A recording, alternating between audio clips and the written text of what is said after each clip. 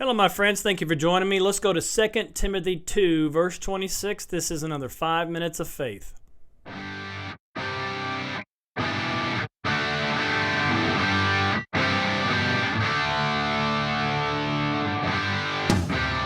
All right, we're in 2 Timothy chapter 2, verse 26, and I'm talking about traversing the wilderness. And what I mean by that is a wilderness could be a time of temptation, a time of battle, a time when you are confronted with your own weakness. Maybe you don't feel the presence of God. Maybe you're not hearing clearly the voice of God. Maybe you feel like you're battling the enemy and he's winning. And this wilderness may be a point of frustration for us and confusion for a lot of people. A lot of Christians stumble and fall during a time of wilderness, during the time of temptation, because they don't understand, why am I going through this? Why am I feeling this way? Well, don't be surprised that you're feeling this way or going through it. Even Jesus himself went through a time of temptation and wilderness. Now, the point was for him to grow and depend on God, to have that sense of, I cannot trust in my own humanity or in my own strength. I have to depend on God. He is faithful.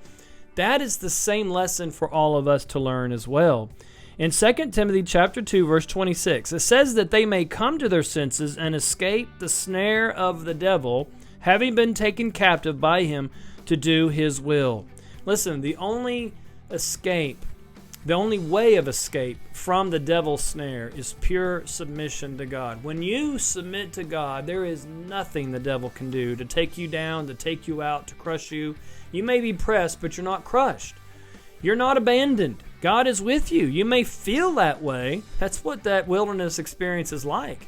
But God is faithful to his word. No matter what we may feel or think, he is not going to go against what he said. He is faithful. The devil is going to be tempting you, but if you'll submit to God, you will resist the devil. Amen? Go to 1 John chapter 5, verse 19. It says, "And we know that we are of God, and the whole world lies under the sway of the wicked one." Listen, this sway of the wicked one is his temptation. It's his luring, drawing. And Satan's number one temptation against man is pride. It's pride. When you're under that sway, when you're under that spell, if you will, of the enemy, of being in pride, self-centered, self-reliant, then you have now submitted yourself to the devil and to his plan of wreaking havoc in your life and destruction in your life. Pride is what the devil uses to destroy man. Pride is what he fell, or what caused him to fall from heaven, was self-centeredness, self-reliance. Pride is not just arrogance. Pride is more than that. Pride is anything that is focused on you more than focused on God. And whenever you're in self-focus and you're self-centered, even if you may sound humble, oh no, I'm just a nobody. I'm just an old sinner saved by grace. I don't deserve anything. You may think, well, that's a real humble person. Actually, no, that's false humility. It's still all about you, isn't it? It's all about your weakness. It's all about your inability. It's all about you. It's still focused on you. So that's still a form of pride. Let's take a look at some scriptures here about pride. Proverbs 11, verse 2, it says, "When pride comes, then comes shame, but with the humble is wisdom." Proverbs 16, verse 18 and 19, it says, "Pride goes before destruction, and a haughty spirit before a fall. Better to be of the humble spirit with the lowly than to divide the spoil with the proud."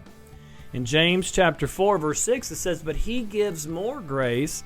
Therefore," he says, "God resists the proud, but gives grace to the humble." Did you know you can actually get more grace from God? Now, not more saving grace.